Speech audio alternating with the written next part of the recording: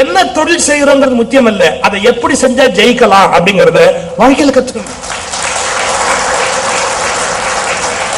Corporate company ஆக்கிட்டாரு, corporate company ஆகிட்டு அவங்க காத்துக்கிட்டு இருக்கிறான். சார் எப்படியா பார்த்து சார் என் பொண்ணுக்கு நல்ல மாப்பிளையா பார்த்து கொடுங்க சார். எப்படி இப்ப என்ன போச்சு, கதை அப்படியே மாறி போச்சு.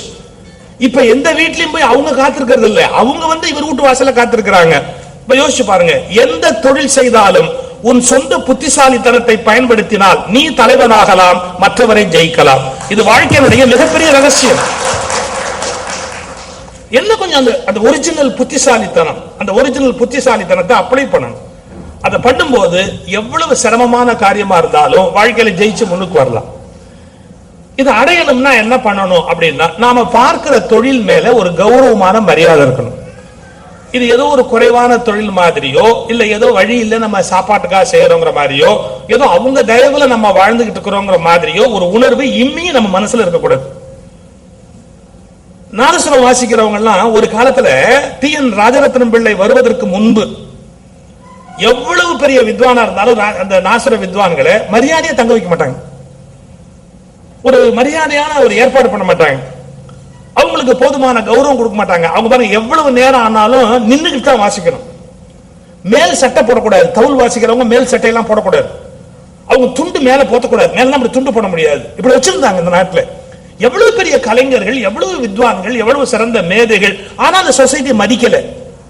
ராஜரத்னம் பிள்ளை ஒருத்தர் தான் செருப்பு போட்டுக்கிட்டு வாசிச்சார், காலில் கட் ஷூ போட்டுக்கிட்டு நாசுரம் வாசிச்சார். முதல் நபர் டி.என். ராஜரத்னம் பிள்ளை. ஷர்ட் போட்டுட்டு தான் வாசிப்பார், அங்கோஸ்திரம் போட்டுட்டு தான் வாசிப்பார். நின்னு வாசினா வாசிக்க மாட்டேன், கோயில் எல்லாம் உட்கார்ந்து தான் வாசிப்பேன், மேடை போடுக்க உட்கார்ந்து வாசிக்கிறேன் அப்படின்னு வாசிச்சார். தான் பார்க்கிற அந்த தொழில் இருக்கு இல்லையா, தான் பார்க்கிற அந்த கலை அல்லது தொழில் நிச்சயமாக மேலானது அப்படிங்கிற உணர்வு வந்தவர்கள் தான் வாழ்க்கையில முன்னுக்கு வர முடியும். ஏதோ இது கொஞ்சம் குறைவான தொழிலோன்ற எண்ணம் இருந்துருச்சுன்னு வச்சுங்க, நம்மள அர்த்தம் அப்படியே ஏறி மேஞ்சிருவான், அம்மியில வச்சு அரைச்சிடுவோம். அப்போ நாம பார்க்கிற தொழில் மீது ஒரு மரியாதை இருக்கணும், அந்த தொழில் நமக்கு ஒரு மரியாதை தருகிறது என்ற ஒரு உணர்வு இருக்கணும், ஒரு கம்பீரம் இருக்கணும். இங்கிலீஷ்ல செல்ஃப் எஸ்டீம். செல்ஃப் எஸ்டீம்னா சுயமரியாதை, தன்னுடைய தொழில் மீது ஒரு சுயமரியாதையான நம்பிக்கை. நீங்க அந்த நம்பிக்கையோடு பேசுறவங்க பேச்சு வேற, நம்பிக்கை இல்லாம பேசுறவங்க பேச்சு வேற. நல்ல கம்பீரமா தான் பார்க்கிற அந்த தொழில் மேல நம்பிக்கையோட நீங்க போய் ஒருத்தரை பார்க்கும்போது அவர் உடனே நமக்கு ஒப்புக்கொள்வதும் வாக்கு கொடுப்பதும் இணங்கி வருவதும் வேற. தயங்கி குழம்பி பேசும்போது நம்ம சொன்னா அவர் ஏத்துக்குவாரா ஏத்துக்க மாட்டாரா, இவர் நம்மளோட பெரிய ஆளா அப்படின்ற ஒரு தயக்கத்தோட பேசினா எந்த வார்த்தையுமே எடுபடாது. அப்ப முதல்ல தேவை என்னன்னா தன்னுடைய தொழில் மீது மரியாதை, தன் மீது மரியாதை, செல்ஃப் எஸ்டீம். நான் ஒரு சம்பவம் சொல்றது உண்டு, என் புத்தகத்துல கூட எழுதியிருக்கேன். நார்டன் அப்படின்னு ஒரு வக்கீல் இருந்தார், இந்திய தமிழ்நாட்டில் இருந்தார் நார்டன். அந்த நார்டன் என்ன பண்ணாரு, ஒரு பிலிம் கேஸ்,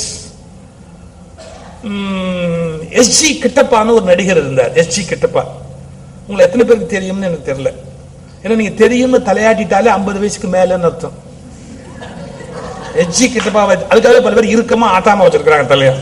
எஸ்.ஜி. கிட்டப்பாவை தெரியும்னாலே 50 வயசுக்கு மேல ஆகி போச்சு அப்படின்னு அர்த்தம். அந்த எஸ்.ஜி. கிட்டப்பா ஒரு கொலை வழக்குல சாட்சி சொல்றாரு. அவர் சாட்சியம் ரொம்ப இம்பார்ட்டன்ட் சாட்சியம். இந்த நார்டன் என்ன பண்ணாரு, இவர் வழக்கை உடைக்கிறது முடிவு பண்ணார், சாட்சியத்தை உடைக்கணும் முடிவு பண்ணார். அதுக்கு என்ன வழின்னா இன்சல்டிங், டேமேஜிங். ஒருத்தர் வீழ்த்தணும்னு வச்சுங்க, அவங்களை அவமானப்படுத்துற மாதிரி பேசினா அப்படி பொடி பொடியா போயிடுவாங்க. யார் நம்மளை எவ்வளவு அவமானப்படுத்தி பேசினாலும் நம்ம நில கொலையாம இருந்தாதான் பெரிய ஆளுன்னு அர்த்தம். எதுக்கு வைக்க போகணும், எதுக்கு தாழ்ந்து போகணும், எதுக்கு பணிஞ்சு போகணும், இல்ல எதுக்கு அவமானப்படணும், அவமானப்படுறப்பல என்ன இருக்கு இந்த உலகத்துல. நார்டன் என்ன பண்ணாரு, எஸ்.ஜி. கிட்டப்பா பார்த்து கேட்டாரு, உங்க பேரு? எஸ்.ஜி. கிட்டப்பா. தொழில்? சினிமா நடிகர். நார்டன் சொல்றார், கூத்தாடி தானே. சினிமா நடிகர்ங்கிற வார்த்தை எவ்வளவு கௌரவமா இருக்க, கூத்தாடி தானேங்கிற வார்த்தை எவ்வளவு மட்டமா இருக்க. சொல்தான், எதையுமே சரியான வார்த்தையை போட்டா அதுக்கு கௌரவம் வரும், அகௌரவம் வரும். சினிமா நடிகர், கூத்தாடி தானே. அப்படி சொல்றதுன்னா அப்படி சொல்லக்கூடாதுங்க, நாங்களாம் சினிமா நடிகர் தான் நினைக்கிறோம். இன்னும் பெரிய சினிமா நடிகர், எவனோ எழுதி கொடுக்குற வசனத்தை அப்படியே ஒப்பிப்பீங்க. என்ன அர்த்தம், ஒரிஜினலா பேச மாட்டீங்க, எவனோ சொல்றத சொல்றீங்க. இது ஜட்ஜுக்கு குறிப்பு, இவன் சாட்சி தயாரிக்கப்பட்டது, எவனோ சொன்னது இங்க சொல்ல வர்றான், அவருக்குன்னு ஒரிஜினாலிட்டி கிடையாது, அதுக்காக பண்றாரு. எழுதி கொடுத்தது சொல்றாள் தானே, கூத்தாடி தானே. கூத்தாடி தான் மட்டமான தொழில் தானே அவங்க தொழில், மட்டமான தொழில் தானே. ஏன்னா அவர் சாட்சி மரியாதை இல்லைங்கிறதுக்காக பண்றாரு, மட்டமான தொழில் தானே அவங்க தொழில் அப்படின்னு. அப்படி சொல்ல முடியாதுங்க. அப்படி பார்த்தா எங்க அப்பா பார்த்த தொழிலை விட இது எவ்வளவோ பரவாயில்லைங்க, அது அதை விட அசிங்கமான தொழிலுங்க. என்ன உங்க அப்பா வேலை பார்த்தார்? வக்கீல இருந்தார்.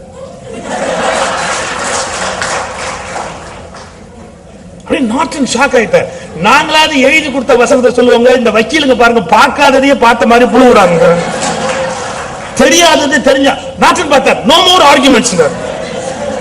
இதுக்கு நான் ஒன்னும் பேச விரும்பல, பேசாம உட்காந்துக்கிட்டு. நம்ம தொழில் மட்டம்னு சொன்னா இவன் தொழில் என்ன ஒஸ்திய? நம்ம தொழிலை இன்னொருத்தர் குறைச்சு சொல்றதை நம்ம ஒத்துக்க கூடாது. நாம் பார்க்கிற தொழில் மேலானது என்ற நம்பிக்கை நமக்கு வந்தால்தான் நம் மீது மற்றவருக்கு மரியாதை வரும் என்பதை தயவு செய்து புரிந்து கொள்ளவும். நாம் பார்க்கிற தொழில் உயர்ந்தது என்ற எண்ணம் நமக்கு வந்தால்தான் நம் மீது மற்றவருக்கு மரியாதை வர முடியும். அப்படிங்கிற அசர்டிவா பேசுறதுன்னு பேர். பேசும்போது அசர்டிவா சார் சொல்லுங்க, அசர்டிவானா அவர்கள் ஏற்றுக்கொள்ளும்படியாக பேசுகிற அந்த நம்பிக்கை எப்படி வரும்? உள்ளத்திலிருந்து தான் வெளியில வரும். 2, தொழிலை நேசிச்சு செய்யணும். we must love our job. நான் இன்னும் பிளைனா சொல்றேன், புருஷன் பொண்டாட்டி லவ் பண்றானோ இல்லையோ, பொண்டாட்டி புருஷன் லவ் பண்றானோ இல்லையோ, அவங்கவுங்க பாக்குற வேலையை லவ் பண்ணணும். ஏன்னா லவ் பண்றாப்புல புருஷன் அமையிறது கஷ்டம், லவ் பண்றாப்புல பொண்டாட்டி அமையிறது ரொம்ப ரொம்ப கஷ்டம். அதனால லவ் பண்ற மாதிரி ஜாப் இருக்கு இல்லையா, நம்ம பாக்குற வேலை இருக்கு பாருங்க, அதை நம்ம நேசிக்க ஆரம்பிச்சோம்னு சொன்னா you love your job, உன் வேலையை நேசிக்க பழகு அப்படிங்கிறா. இப்ப சில பேர் அழுத்துக்குவான், எதுக்கு எடுத்தாலும் அழுத்துக்குவான். என்ன அழுத்துக்குவான்? தான் பாக்குற வேலையை அவனே அழுத்து பேசுவான். என்ன இது காலையில ஏஞ்சு ஒருத்தர் சொல்றான், காலையில ஏஞ்சு குளிச்சு பல்லுகளில் விளக்கி குளிச்சு பல்லு விளக்காமே போலாமா? சரி ஒண்ணு பண்ணு, காலம்பரை 16 பல்லு விளக்கு, சாயங்காலம் ஒரு 16 பல்லு விளக்கு செலுத்துக்கிறான். அங்க பள்ளி தேய்ச்சி குளிச்சு வேற அதே ஆபீஸுக்கு போய் டெய்லி வெவ்வேறு ஆபீஸ் போக முடியுமா? அதை விட வருத்தமா சொல்றான், அதே ஆபீஸ்ல போய் அதே சம்பளம் வாங்கிட்டு அதே வீட்டுக்கு வர வேண்டியிருக்கேங்கிறான். அப்ப வெவ்வேறு வீட்டுக்கு வரதா ஐடியாவா? என்ன அர்த்தத்துல பேசுறான்? அது சொல்றான் அதே கையெழுத்து போட்டு அதே சம்பளத்தை வாங்கிங்கிறான். நீ வேற ஒருத்தன் கையெழுத்தை போடு, அப்ப கொண்டு போய் எங்க வைக்கணுமோ அங்க வைப்பா. அழுத்துக்கிறான், பாக்குற வேலையை எந்திரிச்சு போய் சம்பளத்தை வாங்கிட்டு வீட்டுக்கு வர வேண்டியிருக்கு. இவன் அழுத்துக்கிறான். இவன் கொண்டாடி சொல்றா, என் தலையெழுத்து இதுங்களுக்கெல்லாம் வடிச்சு கொட்டி. இப்ப இதுங்களுக்கெல்லாம் வடிச்சு கொட்டினா என்ன அர்த்தம்? இவன் இந்த அம்மா மதர் தெரசா ஒரு அநாத ஆசிரமம் வச்சிருக்கிறாங்க, இதுங்கெல்லாம் அநாதன்னு அர்த்தமா? இதுங்களுக்கெல்லாம் வடிச்சு கொட்டி அல்ல ஒண்ணு இட்லிங்குது ஒண்ணு தோசைங்குது, அல்ல ஒண்ணு இட்லிங்குது ஒண்ணு தோசைங்குது. யாரு புரியுதா? ஒண்ணு மகன் இன்னொன்னு புருஷன். சில பேர் மகனையும் புருஷனையும் ஒன்னாவே நடத்துவாங்க. என் ஃப்ரெண்ட் ஒருத்தர் சார் சண்டே வீட்டுல கேரம் போர்டு ஆடிக்கிட்டு இருக்காரு. இப்படி பையன் எழுத்தாப்புல உட்காந்து ஆடிக்கிட்டு இருந்தான். பொண்ணு இருக்கு, எல்லாம் வீட்டுக்கு வந்திருக்கிறாங்க. அப்ப இந்த அம்மா சத்தம் போடுது சமையல் ரூம்ல, டேய் எல்லாம் சாப்பிடுவாங்கடா அப்படின்னு. டேய் எல்லாம் சாப்பிடுவாங்கடா. இவரு என்னையுமா அப்படின்னாரு. டா போட்டு கூப்பிட்ட உடனே இவர் ஷாக் ஆகி போய், ஏன் என்னையுமா? அப்ப உனக்கோசரம் தனியா சொல்லுவாங்களா? அந்த அம்மா உனக்கு தனியா சொல்லுவாங்களா அப்படிங்குது. ஒரு எல்லைக்கு மேல அது மாதிரி நடக்கிறதுக்கு ரொம்ப வாய்ப்பு இருக்கு. சரி ஒரு கணவன் ஒண்ணு கேட்பான், புள்ள ஒண்ணு கேட்பான், ஒன்னு இட்லிங்குது ஒண்ணு தோசைங்குது. அது ஒரு வெறுப்பா சொல்லுவாங்க. நான் பெண்களுக்கு ஒண்ணு சொல்றேன் பாருங்க, ஒன்னு இட்லிங்குது ஒன்னு தோசைங்குதுன்னு தயவு செய்து நீங்க வீட்டுல விமர்சனம் பண்ணக்கூடாது. ஏன் தெரியுங்களா? சில பெண்களுக்கு ஒரு உணர்வு இருக்கும், போட்டா போட்டதை தின்னுட்டு போக வேண்டியது தானே, போட்டா போட்டதை தின்னுட்டு போக வேண்டியது தானே. மன்னிச்சுக்கங்க, கேட்டதை தின்னாதான் அதுக்கு வீடுன்னு பேரு, போட்டதை தின்னா ஜெயில்னு பேரு. பாத்தீங்களா? பாதிக்கப்பட்ட ஆம்பளைங்க எல்லாம் கை தட்டுறாங்க பாத்தீங்களா? கேட்டதை தின்னாதான் அதுக்கு வீடுன்னு பேரு, போட்டதை தின்னா அதுக்கு ஜெயில்னு பேரு.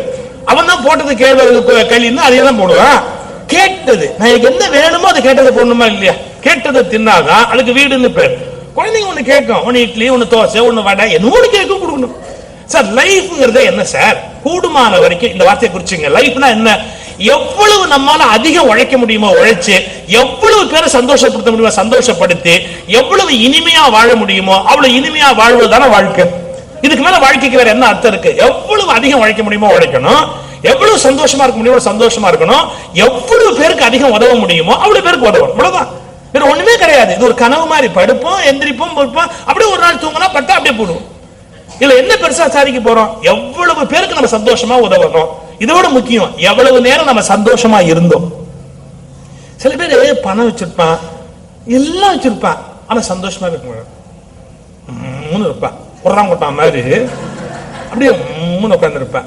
ஏன்டா என்னடா இப்படி இருக்கிற அப்படின்னா, ஒண்ணு இல்லை சார். சில கேட்கும்போது சௌக்கியமா, இவன் கேட்டாலே வியாதி வரும். சௌக்கியமாங்கிறது எவ்வளவு சந்தோஷமா, சௌக்கியமா நீ இருக்க பிரமாதமா இருக்க, நல்லா இருக்குன்னு அப்படி சொல்ல மாட்டான். எப்படி இருக்கீங்க? என்னமோ இருக்கிறேன், இன்னும் என்னமோ இருக்கிறேன், விட்டா துண்டை போட்டு இருக்கிறேங்கிற. மகிழ்ச்சியா இருக்கணும், மகிழ்ச்சியா இருக்கணும், சந்தோஷமா இருக்கும். சார் லாபம் வரலாம், நஷ்டம் வரலாம், கஷ்டம் வரலாம், சில விஷயம் ஏமாந்து கூட போலாம். அந்த உலகத்துல சில சமயத்துல நிறைய பணம் கிடைக்கலாம், சில சமயத்துல நல்ல நண்பர்கள் கிடைக்கலாம், சில சமயத்துல நல்ல உறவுகள் கிடைக்கலாம், சில சமயம் கிடைக்காம கூட போலாம். இப்ப எது வேணாலும் இந்த உலகத்துல நடக்கலாம். நான் ஒரே அளவுகோல், என்ன கிடைச்சாலும் கிடைக்காட்டி மகிழ்ச்சியா இருக்கும். நான் ஏன் சொல்றேன் தெரியுங்களா? சைக்காலஜில ஒரு அற்புதமான விஷயம் சொல்றான். எல்லாம் கிடைத்தால் நீ எப்படி இருப்பாயோ, உனக்கு வேண்டிய எல்லாம் கிடைத்தால் நீ எப்படி இருப்பாயோ அப்படி இருக்க பழகினால் எல்லாம் உனக்கு கிடைக்கும். இது ஒரு ஆச்சரியமான சயின்ஸ். கிடைச்சிட்டா நீங்க எப்படி இருப்பீங்களோ பாருங்க, கிடைச்சிட்டா எப்படி இருப்பீங்களோ அப்படி இருந்துட்டா கிடைக்கும். இப்ப சில பேர் அப்படி கிடைச்சா சந்தோஷமா இருப்பேன், இல்லாட்டி நான் துக்கமாவே இருப்பேன் அப்படின்னா ரொம்ப கஷ்டம் கிடைக்கிறது. இது பல பேருக்கு புரிய மாட்டேங்குது. பச்சையா நான் சொன்ன காலேஜில் பேசும்போது, டே உன் காதலியை பார்த்துட்டா நீ எவ்வளவு சந்தோஷமா இருப்பியோ அவ்வளவு சந்தோஷமா இருந்துட்டா அன்னைக்கு உன் காதலியை பார்த்துடலாம். அப்புறம் நீ சந்தோஷமா இருப்பியா இல்லையான்னு தெரியாது. ஆனா நீ பார்த்தா என்ன மகிழ்ச்சியா இருப்பியோ அந்த மகிழ்ச்சிக்கு நீ போயிட்டேன்னா ஃப்ரீக்வன்சின்னு பேர். இந்த ஃப்ரீக்வன்சி என்ன பண்ணும், எது இருந்தா நீ மகிழ்ச்சியா இருப்பியோ அதுக்கு வந்துட்ட உடனே அதை செட் பண்ணிடும். பிரபஞ்சம் ஒரு ஆச்சரியமான விஷயம். அதுல ஒரு ப்ரோக்ராம் நடந்துகிட்டே இருக்கு, அது ஒரு மாதிரி நடந்துகிட்டே இருக்கும். எது நடந்தா நீங்க சந்தோஷமா இருப்பீங்களோ அந்த மூமெண்ட்டுக்கு போயிட்டீங்கன்னா, அந்த மூடுக்கு போயிட்டீங்கன்னா அது நடக்க ஆரம்பிக்கும். சோ நீங்க மகிழ்ச்சியா இருக்கும். நான் ஒரு வார்த்தை புத்தகத்துல எழுதியிருந்தேன். இந்த கோயிலுக்கு போனா எனக்கு சாமி கும்பிட்டா நிம்மதியா இருக்கும், அந்த கோயிலுக்கு போனா சாமி நிம்மதியா இருக்கும் சொல்றாங்க. ரைட். நான் புதுசா ஒரு தேதி சொல்றேன். 24 மணி நேரமும் சந்தோஷமா இருக்க முடியும்னு நீ முடிவு பண்ணிட்டா, 24 மணி நேரமும் நீ சந்தோஷமா இருக்கும் முடிவு பண்ணிட்டா, நீ போறதுக்கு உலகத்துல கோயிலே இல்லை. ஏன் நீயே கோயில் ஆயிட்டப்பா, இனிமே நீ போறதுக்கு என்ன இடம் இருக்கு? 24 மணி நேரமும் மகிழ்ச்சியா இருக்க முடியும் என்றால் நீ இருக்கும் இடத்தை நீ கோயிலாக ஆக்கிவிட்டாய் என்று பொருள். Be happy, be happy. லைஃப்ல நம்ம சில முயற்சி பண்ணணும், முயற்சி பண்ணிக்கிட்டே இருக்கணும். நம்ம முயற்சி பண்ணும்போது இப்ப நீங்க என்ன பெர்ஃபார்ம் பண்ணா கூட இன்னும் 2 கிளைண்ட்ஸ் கொண்டு வந்திருக்கலாம், இல்ல இன்னும் கொஞ்சம் வேகமா 1 மந்த்ல முடிச்சதை ஒரு 15 டேஸ்ல முடிச்சிருக்கலாம். 3 மந்த்ஸ்ல நம்ம ஒரு கொண்டு வந்த அந்த ரிசல்ட் வந்து 1 மந்த்லயே கொண்டு வந்திருந்தா இன்னும் கொஞ்சம் பெனிஃபிட் இருக்கும். இப்படி தோணும், இப்படி இருந்திருந்தா நல்லா இருந்திருக்கும். அப்படி இருந்தாலும் அதை யாராவது குறை கூட சொல்லுவாங்க, நீ சரியா பாடுபடல, நீ சரியா முயற்சி எடுக்கல, நீ இன்னும் கொஞ்சம் இனிஷியேட்டிவ் எடுத்திருந்தா நடந்திருக்கும். நம்ம ஃபேமிலியில கூட யாராவது கிரிட்டிசைஸ் பண்ணலாம், நீ கொஞ்சம் சோம்பேறி இப்படி ஏதாவது சொல்லலாம். நான் ஒரு வார்த்தை சொல்றேன், நம்மள இன்னும் கொஞ்சம் நீ உழைக்கலாம், இன்னும் கொஞ்சம் முன்னேறலாம்னு யாராவது சஜஸ்ட் பண்ணா கோவப்படக்கூடாது. இப்போ நான் நிறைய பேசியிருக்கேன், நிறைய மேடைகள், நிறைய நாடுகள், நிறைய போய் பேசியிருக்கேன். என்ன வந்து கல்கிங்கிற பத்திரிகையில ஒரு தடவை இன்டர்வியூ பண்ணாங்க. அவங்க ஒரு கேள்வி கேட்டாங்க. என்ன கேட்டாங்க, நீங்க எவ்வளவு பேசி இருக்கிறீங்க, என்னுடைய சில பேச்சு அப்படியே ரெக்கார்ட் ஆகி புக்கா வந்திருக்கு. சில இடங்கள் அப்படி பேசுவேன், ஆரம்பிச்சதுல இருந்து 2 hours அப்படியே பேசுறதை அப்படியே ரெக்கார்ட் பண்ணி அப்படியே புக்கா போடலாம். அந்த மாதிரியும் வந்திருக்கு. அவங்க கேட்கறாங்க, நீங்க பேசின பேச்சிலேயே உங்களுக்கு பிடிச்ச மிகச்சிறந்த பேச்சு எது அப்படின்னு ஒரு கேள்வி கேட்கறாங்க. மிகச்சிறந்த பேச்சு எது அப்படின்னு கேட்கறாங்க.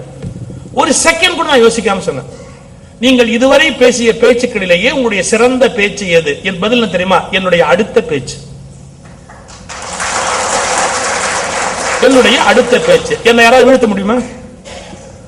ஏன்னா நான் என்ன பேசினாலும் இதை விட என்னுடைய அடுத்த பேச்சு நல்லா இருக்குன்ற எண்ணத்தோட நான் போயிட்டே இருந்தா என் முன்னேற்றத்தை கடவுளால் கூட தடுக்க முடியாது.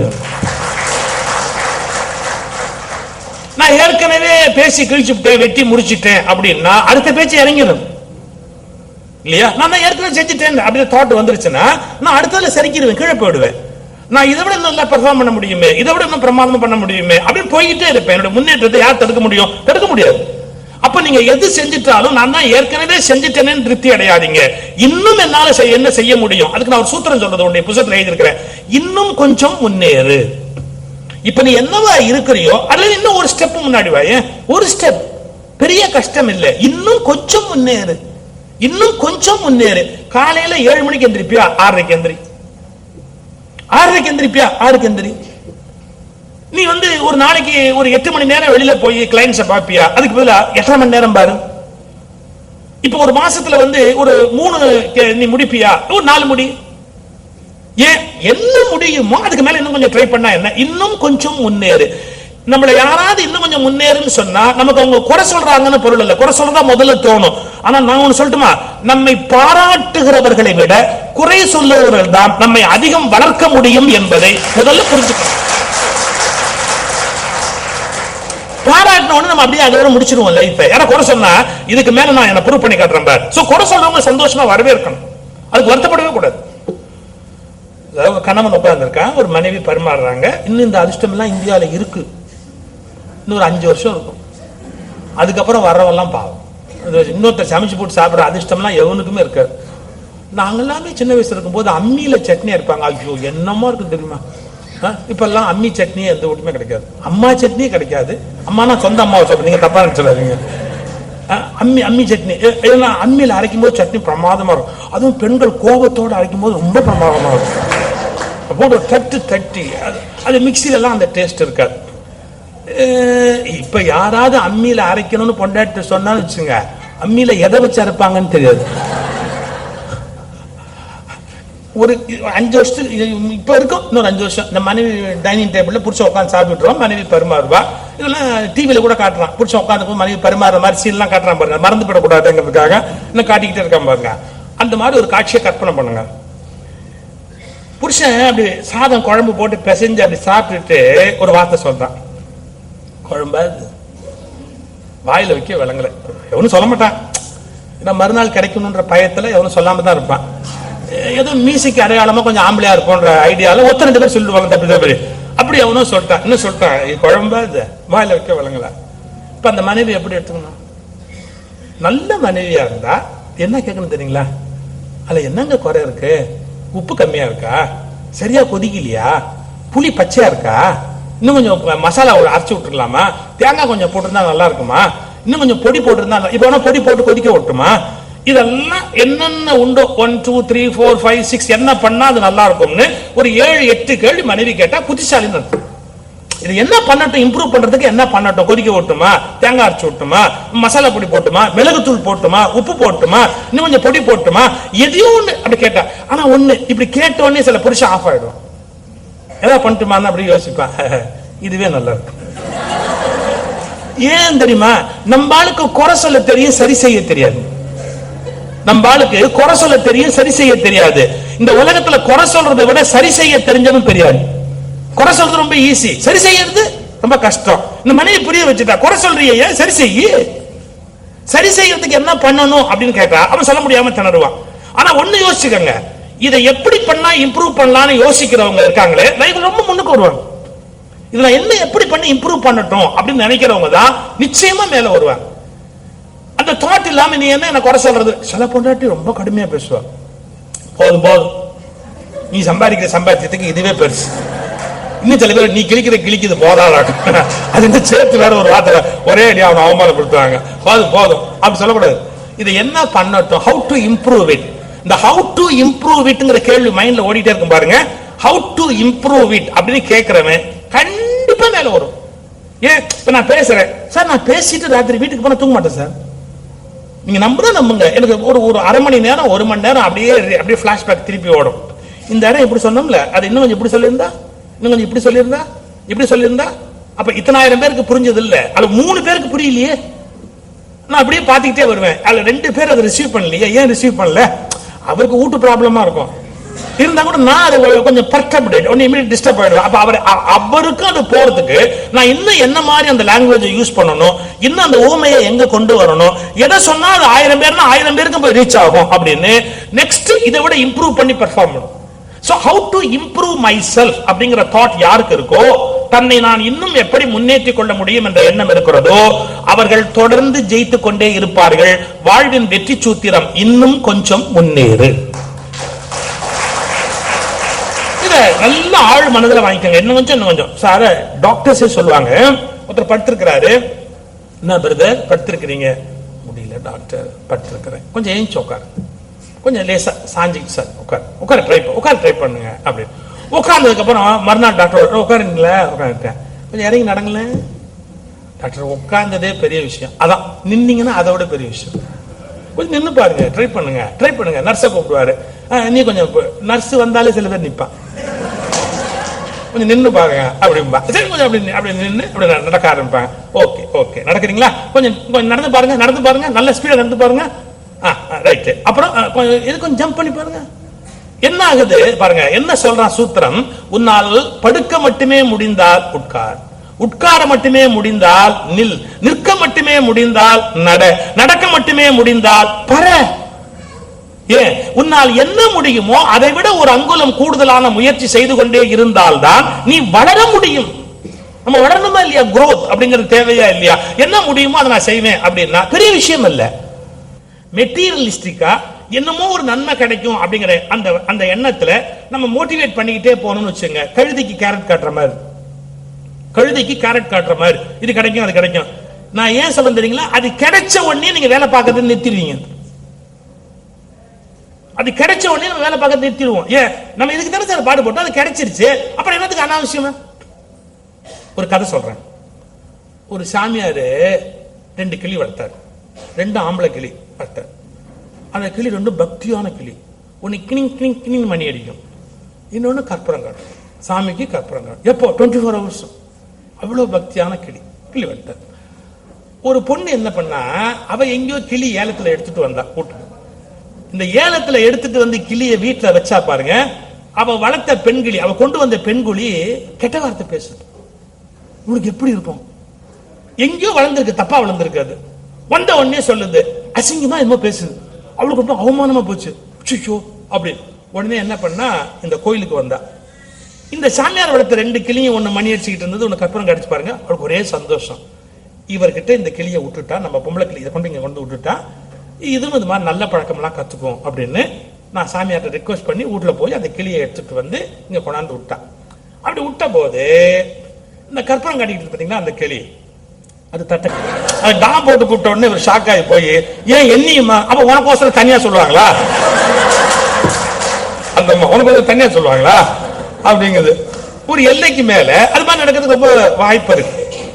சரி, ஒரு கணவன் ஒண்ணு கேட்பான், புள்ள ஒண்ணு கேட்பான், ஒன்னு இட்லிங்குது ஒன்னு தோசைங்குது. அது ஒரு வெறுப்பா சொல்லுவாங்க. நான் பெண்களுக்கு ஒண்ணு சொல்றேன் பாருங்க, ஒன்னு இட்லிங்குது ஒன்னு தோசைங்குதுன்னு தயவு செய்து நீங்க வீட்டுல விமர்சனம் பண்ணக்கூடாது. ஏன் தெரியுங்களா, சில பெண்களுக்கு ஒரு உணர்வு இருக்கும், போட்டா போட்டதை தின்னுட்டு போக வேண்டியது தானே, போட்டதை தின்னுட்டு போக வேண்டியது தானே. மன்னிச்சுக்கங்க, கேட்டதை தின்னாதான் அதுக்கு வீடுன்னு பேரு, போட்டதை தின்னா ஜெயில்னு பேரு. பாத்தீங்களா, பாதிக்கப்பட்ட ஆம்பளைங்க எல்லாம் கை தட்டுறாங்க பாத்தீங்களா. கேட்டதை தின்னாதான் அதுக்கு வீடுன்னு பேரு, போட்டதை தின்னா அதுக்கு ஜெயில்னு பேரு. அவன் தான் போட்டது களின்னு அதையெல்லாம் போடுவான். கேட்டது நான் என்ன வேணுமோ அதை கேட்டதை போடணுமா இல்லையா, கேட்டதை தின்னாதான் அதுக்கு வீடுன்னு பேரு. குழந்தைங்க ஒண்ணு கேட்கும், ஒன்னு இட்லி ஒன்னு தோசை ஒன்னு வடை என்ன கேட்கும் கொடுக்கணும். சார் லைஃப்ங்கிறது என்ன சார், கூடுமான வரைக்கும் இந்த வார்த்தையை குறிச்சுங்க. லைஃப்னா என்ன, எவ்வளவு நம்மால அதிகம் உழைக்க முடியுமோ உழைச்சு, எவ்வளவு பேரை சந்தோஷப்படுத்த முடியுமோ சந்தோஷப்படுத்தி, எவ்வளவு இனிமையா வாழ முடியுமோ அவ்வளவு இனிமையா வாழ்வதுதான வாழ்க்கை. இதுக்கு மேல வாழ்க்கைக்கு வேற என்ன அர்த்தம் இருக்கு? எவ்வளவு அதிகம் உழைக்க முடியுமோ உழைக்கணும், எவ்வளவு சந்தோஷமா இருக்க முடியுமோ சந்தோஷமா இருக்கணும், எவ்வளவு பேருக்கு அதிகம் உதவ முடியுமோ அவ்வளவு பேருக்கு உதவும். அவ்வளவுதான், வேற ஒண்ணுமே கிடையாது. இது ஒரு கனவு மாதிரி, படுப்போம் எந்திரிப்போம் பொறுப்போம், அப்படியே ஒரு நாள் தூங்கினா பட்டா அப்படியே போடுவோம். இல்ல என்ன பெருசா சாதிக்க போறோம், எவ்வளவு பேருக்கு நம்ம சந்தோஷமா உதவணும். இதோட முக்கியம், எவ்வளவு நேரம் நம்ம சந்தோஷமா இருந்தோம். சில பேர் பணம் வச்சிருப்பான், எல்லாம் வச்சிருப்பான், ஆனா சந்தோஷமா இருக்க முடியும் இருப்பான், கொட்டா மாதிரி அப்படியே உட்கார்ந்து இருப்பேன். ஏன்டா என்னடா இப்படி இருக்கிற அப்படின்னா, ஒண்ணு இல்ல சார். சில கேட்கும்போது சௌக்கியமா, இவன் கேட்டாலே வியாதி வரும். சௌக்கியமாங்கிறது எவ்வளவு சந்தோஷமா, சௌக்கியமா நீங்க இருக்க பிரமாதமா இருக்க, நல்லா இருக்குன்னு அப்படி சொல்ல மாட்டான். எப்படி இருக்கீங்க, என்னமோ இருக்கிறேன், என்னமோ இருக்கிறேன், விட்டா துண்டை போட்டு இருக்கிறேங்கிற. மகிழ்ச்சியா இருக்கணும், மகிழ்ச்சியா இருக்கணும், சந்தோஷமா இருக்கணும்.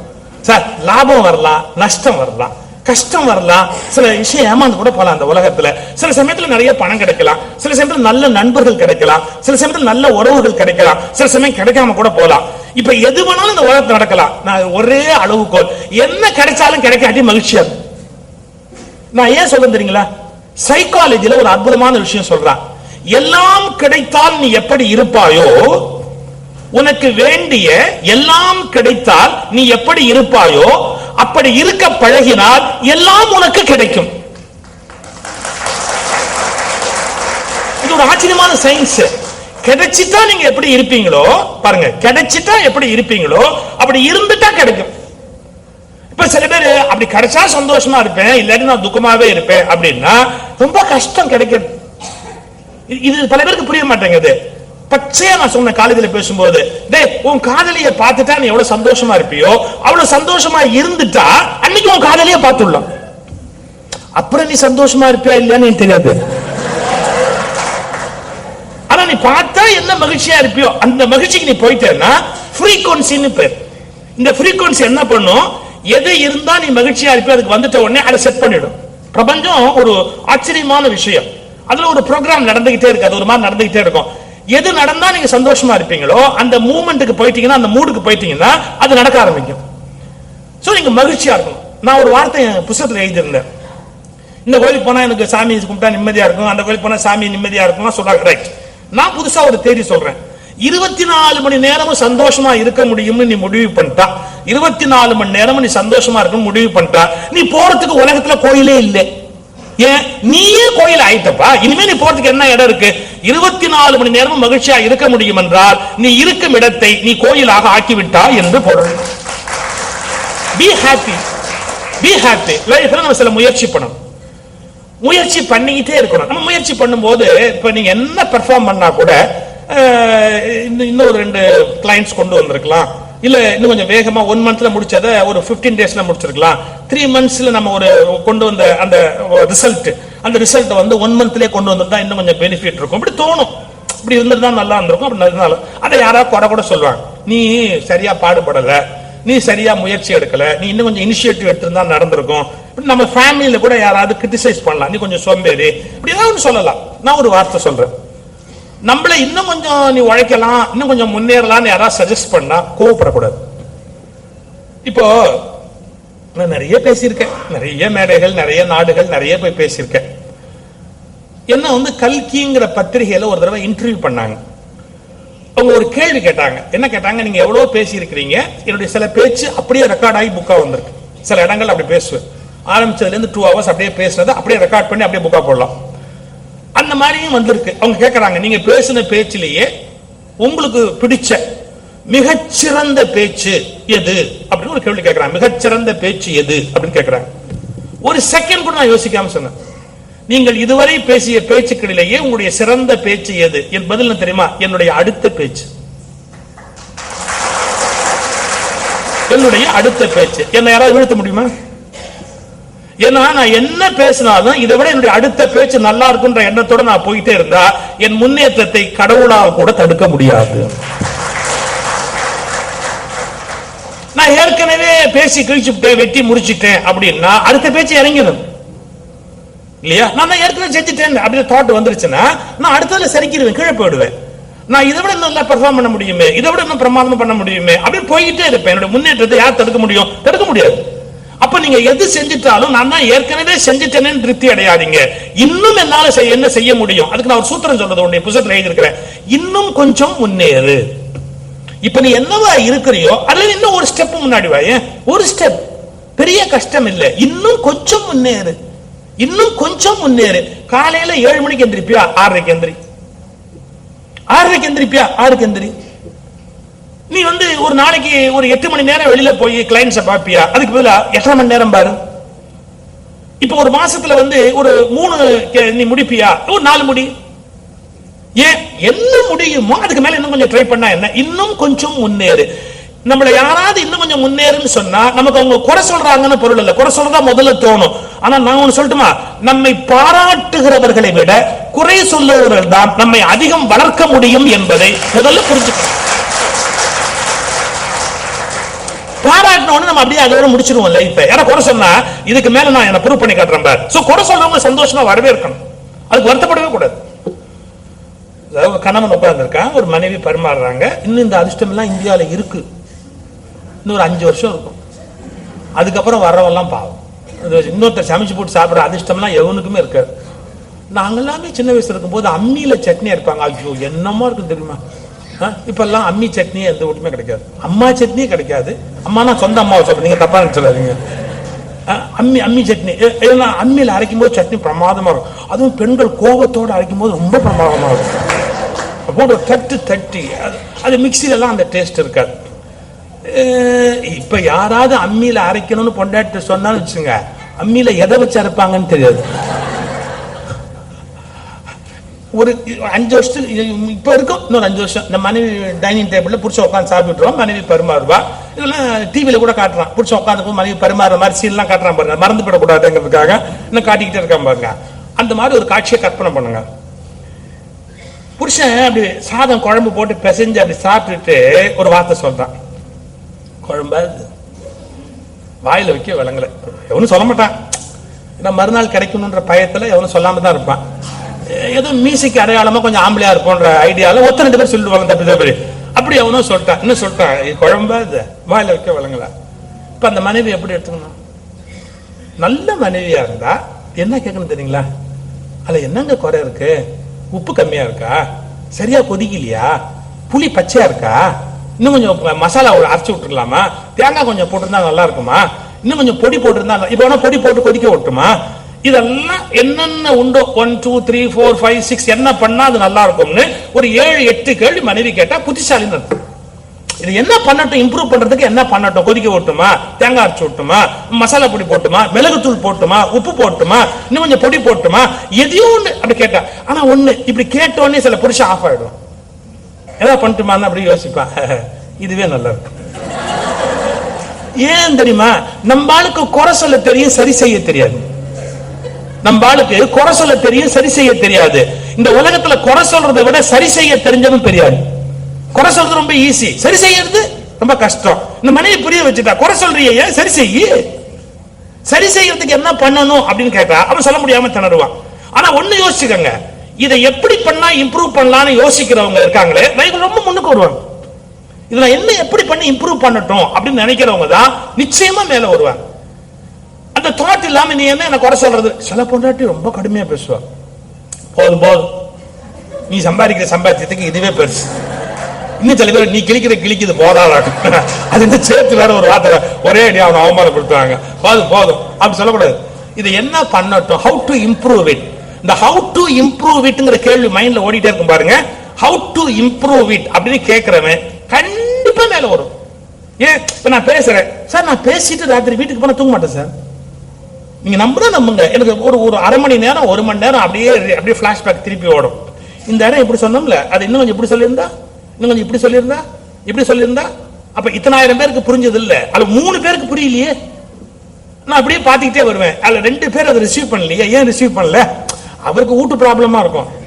இருந்தா கூட நான் அதை கொஞ்சம் பர்டர்ப்ட் இமிடியேட் டிஸ்டர்ப் ஆயிடுவேன். அப்ப அவருக்கு அது போறதுக்கு நான் இன்னும் என்ன மாதிரி அந்த லாங்குவேஜை யூஸ் பண்ணணும், இன்னும் அந்த ஊமையை எங்க கொண்டு வரணும், எதை சொன்னா அது 1000 பேர்னா 1000 பேருக்கு போய் ரீச் ஆகும் அப்படின்னு நெக்ஸ்ட் இதை விட இம்ப்ரூவ் பண்ணி பெர்ஃபார்ம் பண்ணும்.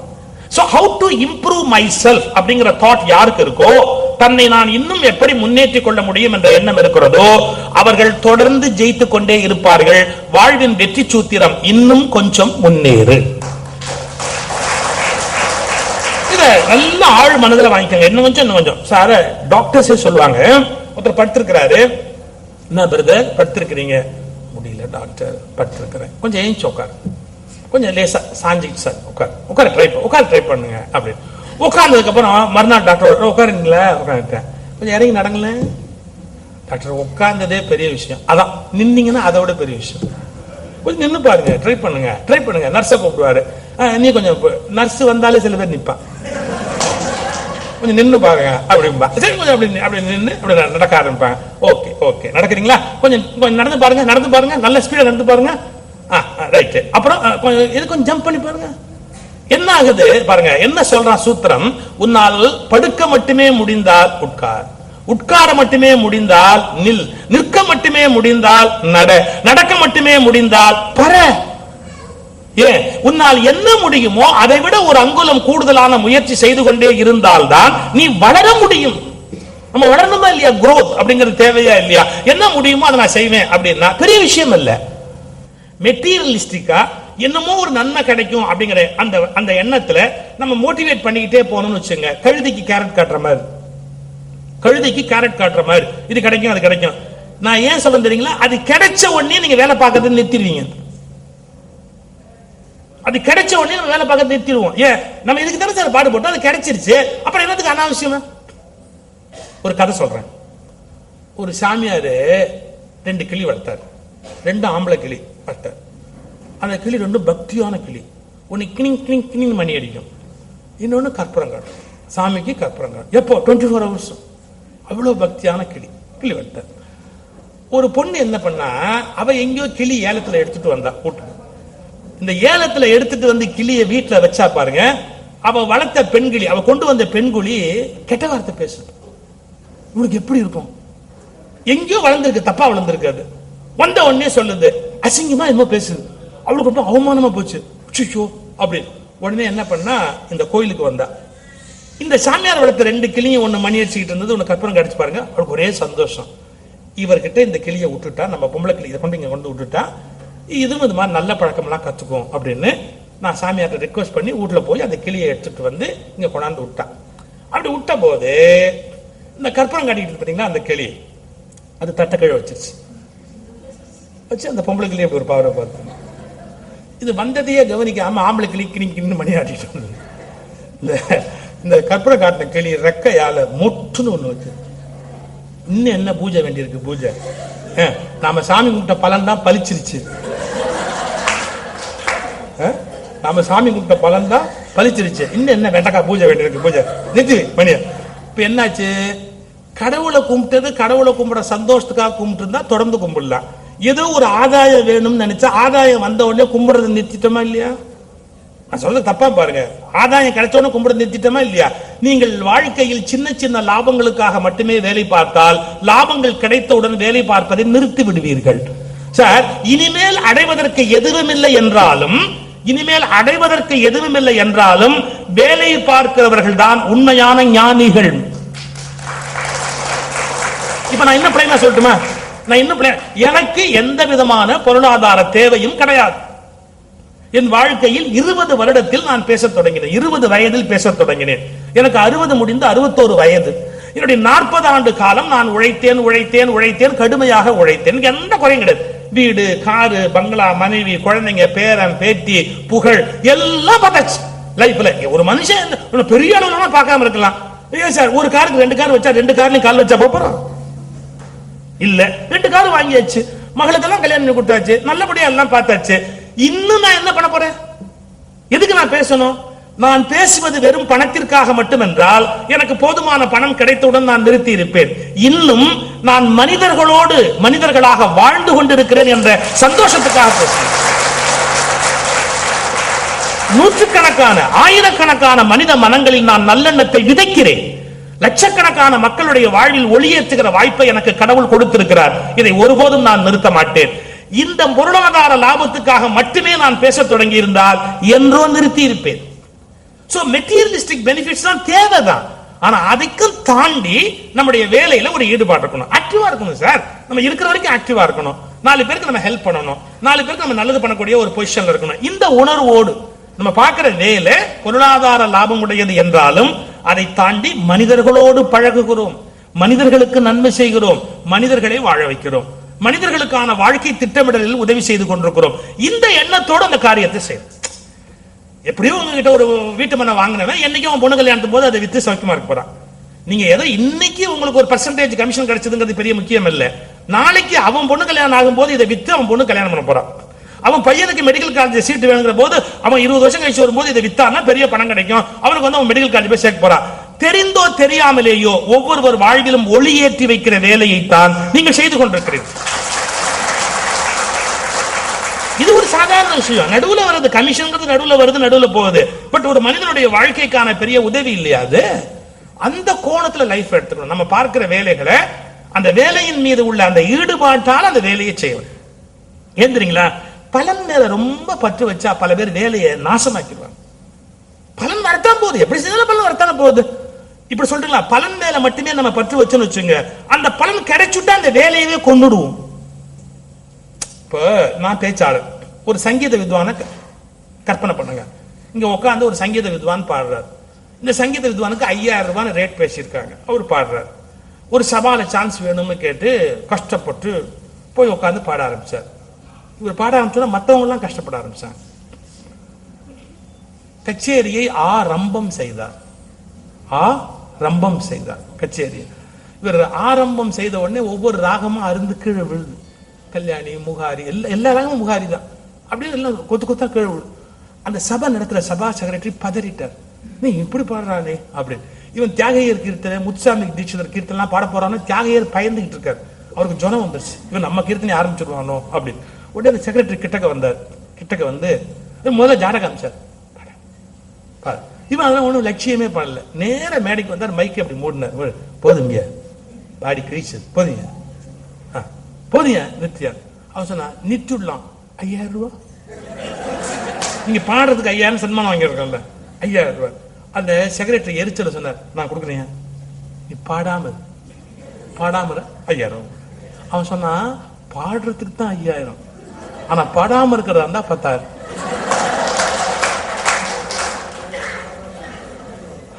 அந்த சபா செக்ரட்டரி சொன்னார், என் சொத்தையே எழுதி வைக்கிறேன், எங்கேயுமே பாடாது. நீ எங்கேயுமே பாடாம இருந்தா என் சொத்தையே எழுதி வைக்கிறேன். சார் அதை வாங்கிக்கிட்டா அவன் வித்வான் சார் பேரு. சார் பாடுவதற்கு 5000 ரூபாய் கிடைக்கிறத விட பாடுவதில் தானே உயிர் இருக்கணும். பாடுவதுதான் சந்தோஷம் இருக்கு. நாம பாடி அதை கேட்டு ஒருத்தர் ஆகான்னு அப்படி கண்ணை மூடி அப்படி ஆகாங்கிறாருல, அதுலதானே உயிர் இருக்கணும். இது சன்மானம் வரும் போகும், அது மாதிரி கமிஷன்ங்கிறது வரும் போகும். ஆனா யாருக்கோ வாழ்வில் ஒளியேற்றி வைத்தோங்கிற அந்த மகிழ்ச்சி இருக்கு பாருங்க, என்னைக்குமே போகாது. எவ்வளவு காலத்துக்கு நிக்கும் நமக்கு? அந்த மாதிரி நம்ம அந்த வேலையவே எதற்கு பார்க்கிறோங்கிற உணர்வை மாத்திடணும். இது இதுக்காகத்தான் அப்படிங்கிறது இல்லாம, இல்ல எத்தனையோ பேருக்கு நல்லது பண்ணக்கூடிய ஒரு வாய்ப்பு சார், நம்ம பண்ணணும்.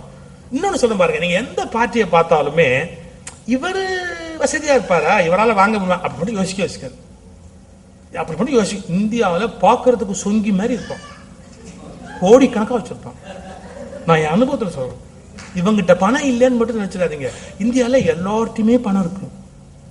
இந்தியாவில் எல்லார்ட்டையுமே பணம் இருக்கு. எப்படி தெரியுங்களா? அவனுக்கு வேண்டிய காரியத்தை செய்யறதுக்கு பணம் இருக்கு. அவனுக்கு ஒரு காரியம் பண்ணணும்னு தோணிடுச்சுன்னா எப்படி புரட்டுவான்னு தெரியாது, எங்கேருந்து புரட்டுவான்னு தெரியாது. எல்லாராலையுமே சார் பணம் பற்றக்கூடிய கெப்பாசிட்டி இந்தியாவில் இருக்கு. இது நம்ம கண்டுபிடிக்க சார், அமெரிக்கன் கண்டுபிடிச்சிட்டான் சார். என்ன சொல்றான்? Best market in the world. அவன் சொல்றான் the best market in the world எதுன்னா இந்தியன் மார்க்கெட். ஏன் இந்தியன்ஸ் அவங்களுக்கு என்ன வேணுமோ அதை அடையிறதுக்காக எவ்வளவு செலவு பண்ணுவாங்க. நீங்க அது மாதிரி சீனா செலவு பண்ண மாட்டான், பண்ண முடியாது.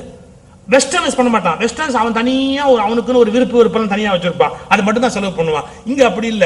ஒரு விஷயம் யாரோ ஒருத்தர் கிளிக் ஆயிடுச்சு அப்படின்னா அதை அடையறதுக்காக எவ்வளவு செலவு பண்ணுவான். யாரையுமே இவங்கிட்ட பணம் இருக்காதுன்னு மட்டும் நம்பி விட்டுறது. இது நான் ஆழத்துல கண்டுபிடிச்ச விஷயம். எல்லாத்தையுமே பணம் இருக்கு. ஒரு தடவை சார் ஒரு கடையில் ஆப்பிள் வாங்கணும், 200 ரூபாய் கிலோ சொன்னாங்க. நான் வாங்குறேன் 200 ரூபான்னு உடனே அப்படியே வாங்கிட்டா நான் இந்தியனா? ஏதாவது குறைச்சிக்கோங்க அப்படின்னா. சார் நீங்களாம் பேரம் பேசினா எப்படி சார் அப்படின்னா, இல்ல நானும் மனுஷன் தானே, நானும் இந்தியன் தானே, பேரம் பேசாம வாங்கிட்டா நான் வேற நாடு நினைச்சுட்டா என்னப்பா பண்றது, ஒரு 20 ரூபா குறைச்சிங்க, 100க்கு 10 ரூபா, 20 ரூபா குறைச்சிங்க. சரி சார் எடுங்க சார் அப்படி ஒரு போட்டு நிறுத்து அப்படி கையில் கொடுக்குறான் ஆப்பிள். நான் ஆப்பிள் இப்படி வாங்கிட்டு பேக்கெட்ல இருந்து எடுத்து ஒரு 200 ரூபா கையில் கொடுத்த உடனே அவன் 20 ரூபா சில்லறை இல்லை, அந்த 200 ரூபா உள்ள போட்டு 20 ரூபா சில்லறை எடுத்து என் கையில் இப்படி கொடுத்தாரு. கடைக்காரர் கொடுத்தாரு. கடைக்காரர் சில்லறை கொடுக்கும்போது அப்படி வாங்கின பாருங்க, ஒரு ஆளு சோகமா அப்படி வாங்கியாந்து வந்து, ஐயா தர்மதுரை சாப்பிட்டு 2 நாள் ஆச்சு, ஏதாவது கொடுங்க ஐயா அப்படின்னு. இனிமே நான் வந்து ஆப்பிள் 1 கிலோ வாங்கிட்டு யாரோ ஒருத்தர் தானம் கேட்கும்போது கொடுக்காம போனா நான் மனுஷனா? 20 ரூபா என் கையில வாங்கி சில்லறை இல்லைன்னு போய் சொல்ல முடியாது. ஏன்னா கையும் கடவும் மாட்டிட்டேன். நான் அப்பதான் வாங்குறேன் அவருக்கு. இப்ப நாட்டுல 20 ரூபா தான் சில்லறையே இல்லைங்களா? 4 நாள் எட்டு விட முடியாது இல்லையா? 20 ரூபா இப்படி வாங்குறேன் சார். அவன் வாங்கியது ஐயா தர்மதுரை ஏதாவது கொடுங்க, சாப்பிட்டு 2 நாள் ஆச்சுங்கயா அப்படின்னா நான் எப்படி இந்த பிள்ளை என் பிள்ளை குட்டிக்கு இந்த ஆப்பிள் எடுத்து போக முடியுமா? மனசுல ஒண்ணு இருக்கு இல்லையா? டக்குனு அந்த 20 ரூபாய் அப்படி அவர் கையில போட்டேன். நம்ம பேரம் பேசின பணம் மிச்சம் ஒட்டல, போயிட்டு போது அவனுக்கு கொடுத்துருவோம் அப்படின்ட்டு அந்த 20 ரூபாய்க்கு கையில போட்டேன். போட்ட உடனே அவன் போயிட்டான் சார். கடைக்காரர் சிரிச்சார், ஒரு நம்மட்டு சிரிப்பு சிரிச்சார். யாரு? கடைக்காரர். எனக்கு புரியல. நான் ஒண்ணு சொன்னேன், ஏன் சிரிக்கிறீங்க? இவன் நம்ம காசை போடுறான்னு நினைக்கிறீங்களா? உங்ககிட்ட பேரம் பேசி நான் மிச்சம் பண்ண காசை அவருக்கு போய் நம்ம காசுன்னு நினைக்கிறீங்களா? என்ன அர்த்தத்துல சிரிச்சீங்க? இல்ல நீங்க எதுக்கு போட்டீங்க அவருக்கு அப்படின்னா, அந்த ஆள் சாப்பிட்டு 2 நாள் ஆச்சு. நம்புறீங்களா? ஏன் இந்த கடைக்கே 20,000 அவன் கொடுத்துதான் வட்டிக்கு வாங்கி வச்சிருக்க. எங்கிட்ட என்னமோ பேரம் பேச்சு 20 ரூபாய் மிச்சம் பண்ணி நீங்க அவங்ககிட்ட போட்டீங்க பாத்தீங்களா, நீங்களாம் பெரிய அறிவாளியா நினைச்சு சிரிச்சேன் அப்படின்னா. சார் நான் பணம் பார்த்தேன் சார், 20,000 ரூபாய் கடன் கொடுத்துருப்பான்னு நம்ப முடியல சார். அதுக்கப்புறம் தான் முடிவு பண்ணேன், என்ன இந்தியாவில் யாரிடத்திலும் பணம் இல்லை என்று நினைத்து விடாதீர்கள், உங்களுடைய கிளையண்ட்டுகள் எல்லோரும் பணம் வைத்திருக்கிறார்கள்.